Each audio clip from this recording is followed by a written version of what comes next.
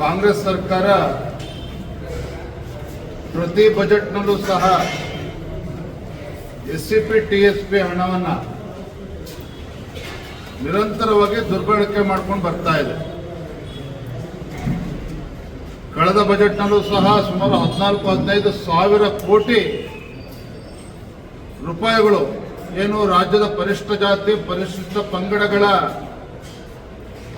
ಆರ್ಥಿಕ ಸಾಮಾಜಿಕ ಮತ್ತು ಶೈಕ್ಷಣಿಕವಾಗಿ ಆ ಸಮುದಾಯಗಳ ಉದ್ಧಾರಕ್ಕೋಸ್ಕರ ಇಟ್ಟಿರ್ತಕ್ಕಂಥ ಹಣವನ್ನು ಈ ರಾಜ್ಯ ಸರ್ಕಾರ ಕಾಂಗ್ರೆಸ್ ಸರ್ಕಾರ ತನ್ನ ಗ್ಯಾರಂಟಿಗಳಿಗೆ ಡೈವರ್ಟ್ ಮಾಡ್ಕೊಂಡಿರ್ತಕ್ಕಂಥದ್ದು ತಮ್ಮೆಲ್ಲರೂ ಕೂಡ ಗೊತ್ತಿರ್ತಕ್ಕಂಥ ವಿಚಾರ.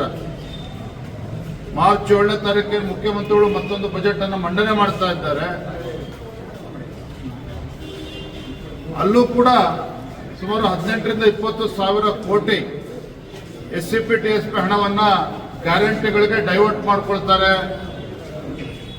ಹಾಗಾಗಿ ಈ ವಿಚಾರವನ್ನು ಇಟ್ಕೊಂಡಿದ್ದು ನಾವು ಒಂದು ಕಾರ್ಯವನ್ನು ಯೋಜನೆ ಮಾಡಿದ್ವಿ. ಮುಂದಿನ ದಿನಗಳಲ್ಲಿ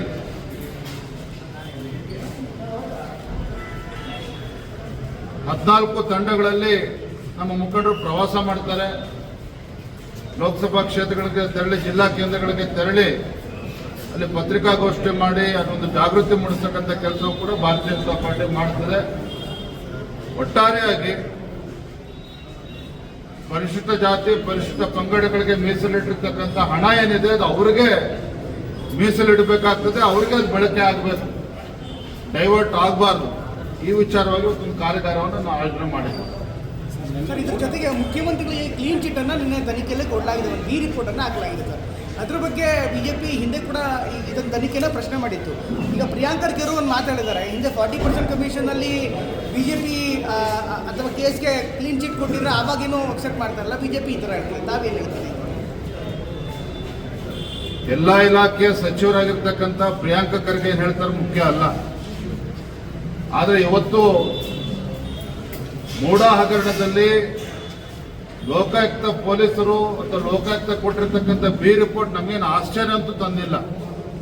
ಹಿಂದೆನೂ ಕೂಡ ಹಲವಾರು ಬಾರಿ ನಾವು ಹೇಳಿದ್ವಿ, ಯಾವ ಲೋಕಾಯುಕ್ತ ಸಂಸ್ಥೆ ತನಿಖೆನ ಮಾಡ್ತಾ ಇರಬೇಕಾದ್ರೆ ತಮಗೆ ಗೊತ್ತಿದೆ, ಮಾಧ್ಯಮದ ಸ್ನೇಹಿತರಿಗೆ, ರಾತ್ರಿ 8 ಗಂಟೆಗೆ 9 ಗಂಟೆಗೆ ಮುಖ್ಯಮಂತ್ರಿಗಳ ಕುಟುಂಬಸ್ಥರು ಏನೋ ಮಾವನ ಮನೆ ಹೋಗಿ ಬಂದಂಗೆ ಅಲ್ಲಿ ಲೋಕಾಯುಕ್ತ ತನಿಖೆ ಸಂಸ್ಥೆಗೆ ಭೇಟಿನ ಕೊಡ್ತಾ ಇದ್ರು.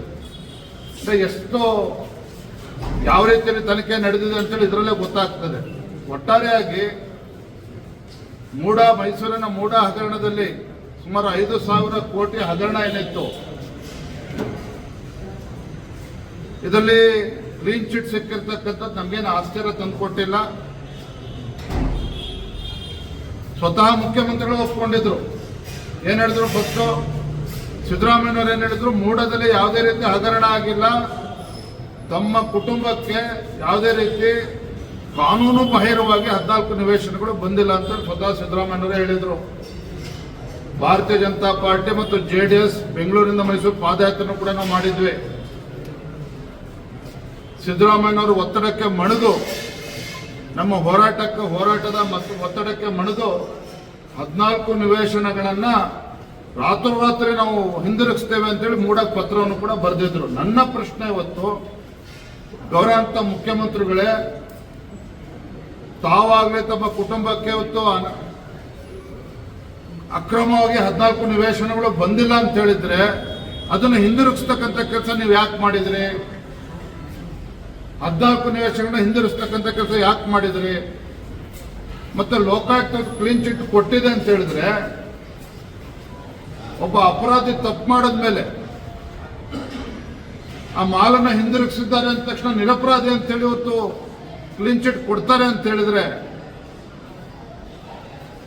ಇದನ್ನು ನೀವು ಮಾಧ್ಯಮ ಸ್ನೇಹಿತರು ಮುಖ್ಯಮಂತ್ರಿಗಳು ಪ್ರಶ್ನೆ ಮಾಡಬೇಕಾಗ್ತದೆ. ಹಾಗಾಗಿ ಒಟ್ಟಾರೆಯಾಗಿ ಲೋಕಾಯುಕ್ತರು ಮೂಡಾ ಹಗರಣದಲ್ಲಿ ಕೊಟ್ಟಿರ್ತಕ್ಕಂಥ ಕ್ಲೀನ್ ಚಿಟ್, ಇವತ್ತು ಸಿದ್ದರಾಮಯ್ಯನವರ ಕುಟುಂಬದ ಬಗ್ಗೆ ಕುಟುಂಬಸ್ಥರು ಕೊಟ್ಟಿರ್ತಕ್ಕಂಥ ಕ್ಲೀನ್ ಚಿಟ್, ಇದು ಖಂಡಿತ ಇದು ಫೇಕ್ ಕ್ಲೀನ್ ಚಿಟ್ ಅಷ್ಟೇ. ಇದು